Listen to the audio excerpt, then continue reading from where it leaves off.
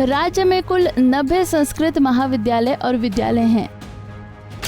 इनमें 46 संस्कृत महाविद्यालय जबकि 43 उत्तर माध्यमा विद्यालयों की संख्या है। इसके साथ ही एक पूर्व माध्यमा विद्यालय भी है शामिल। राज्य में 6 राजकीय संस्कृत महाविद्यालय विद्यालय भी हैं मौजूद। उत्तराखंड में 45% लोग हिंदी बोलते हैं। गढ़वाली बोलने वाले लोगों की संख्या 23% है। कुमाऊनी 19% लोग बोलते हैं। जौनसारी करीब 2% लोग बोलते हैं। राज्य में उर्दू, नेपाली, बंगाली और पंजाबी बोलने वाले लोग भी हैं। भाजपा सरकार के दौरान उत्तराखंड में संस्कृत भाषा हमेशा ही चर्चाओं में रही है। कभी स्कूलों में संस्कृत पाठ्यक्रम को लेकर तो कभी स्टेशन पर उर्दू भाषा को हटाकर संस्कृत नाम लिखने को लेकर इस पर विवाद भी रहा है। फिलहाल सरकार राज्य के सभी 13 जिलों में संस्कृत ग्राम स्थापित कर जिले में हर संस्कृत विद्यालय खोलने का प्रस्ताव तैयार कर रही है। हालांकि इसकी रूपरेखा त्रिवेंद्र सिंह रावत सरकार के दौरान ही तैयार कर ली गई थी। इस मामले पर सचिव चंद्रेश यादव कहते हैं कि संस्कृत को बढ़ावा देने के लिए सरकार की तरफ से फैसले को अमली जामा पहनाने के प्रयास किए जा रहे हैं। अलग से स्कूल बनाने की बात अभी नहीं कही जा सकती, लेकिन कोशिश यह है कि शुरू से ही बच्चे संस्कृत माध्यम में शिक्षा लें। उनकी ज्ञान विज्ञान की जो पाठ्य पुस्तकें हैं वो संस्कृत माध्यम में उपलब्ध हों, ताकि आगे चल के कक्षा 6 से ऊपर जो हमारी जो मध्यमा स्तर के, उत्तर मध्यमा और पूर्व मध्यमा स्तर के विद्यालय संचालित हैं राज्य में, वहाँ के लिए छात्र उपलब्ध हो सकें और वही छात्र आगे चल के हायर एजुकेशन के लिए उत्तराखंड संस्कृत विश्वविद्यालय के साथ में जाके अपनी उच्च स्तर की शिक्षा प्राप्त कर सकें, इसका प्रयास किया जा रहा है। तो कब तक करिकुलम और ये सिलेबस वगैरह बन जाएगी? इस वित्तीय वर्ष में ही कोशिश की जा रही है। इस साल इसके लिए बजट प्रोविजन भी किया गया है संस्कृत ग्राम विकसित करने का। तो उम्मीद है कि इस सत्र में जो सत्र आगे शुरू होगा उसमें हम कोशिश करेंगे कि प्राथमिक लेवल पर इसमें कुछ स्कूल संचालित किए जाएं। वहीं संस्कृत भाषा पर लिए गए निर्णय का कांग्रेस ने स्वागत करते हुए कहा कि अगर सरकार ऐसा करने जा रही है तो ये काबिले तारीफ है, लेकिन ये फैसला धरातल पर दिखाई देना चाहिए, न कि सिर्फ बयानबाजी तक ही सीमित रहे।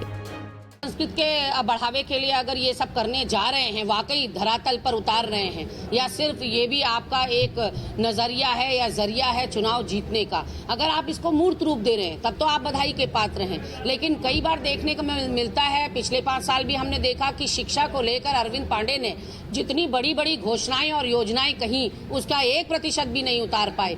लंबा चौड़ा झंडा और ड्रेस कोड की बात करी, सिलेबस बदलने की बात करी, तमाम बातें करी, लेकिन हकीकत में कुछ भी नहीं हुआ, नतीजा सिफर रहा। ऐसे में संस्कृत विद्यालय की जो बात है, आप अगर ऐसा कर रहे हैं तो बहुत अच्छी बात है, स्वागत योग्य फैसला है, लेकिन केवल जुमला ना साबित हो। तो वहीं कांग्रेस की एंट्री होते ही भाजपा ने भी पलटवार करने में देरी नहीं की। भाजपा नेता ने कहा कि आज प्रदेश ने कांग्रेस को पूरी तरह से नकार दिया है।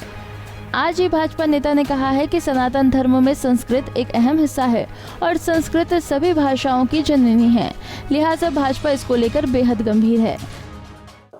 सनातन परंपराओं की आध्यात्मिक राजधानी है ये देवभूमि उत्तराखंड है, और देवभूमि उत्तराखंड में मुझे लगता है कि जहां उनके कैबिनेट मंत्री तक संस्कृत में शपथ लेते हो, वहां की अगर दूसरी भाषा के रूप में संस्कृत विद्यमान हो रही है तो ये इसके लिए तो सब लोगों को बधाई देनी चाहिए। और हम लगातार हर जिले के अंदर एक संस्कृत विद्यालय खुले, इस दिशा में सरकार पूरी तरह से वचनबद्ध है, कटिबद्ध है, और हम ये मानते हैं कि संस्कृत को प्रमोट करना हमारी जिम्मेदारी है। दुनिया की सबसे पुरानी लैंग्वेज, जिसके अंदर से तमाम, हम ये कह सकते हैं कि संस्कृत मातृभाषा है, सारी भाषाओं की मातृभाषा संस्कृत है, और तमाम शोधों में, तमाम रिसर्चेस में ये आया है कि हमारा कल्चर भी है, तो जितना ज़्यादा उसे प्रमोट किया जाए उतना बेहतर है। और हम सिर्फ बात नहीं कर रहे हैं, धीरे धीरे देश के अंदर बदलाव की बयार आपको दिख रही है।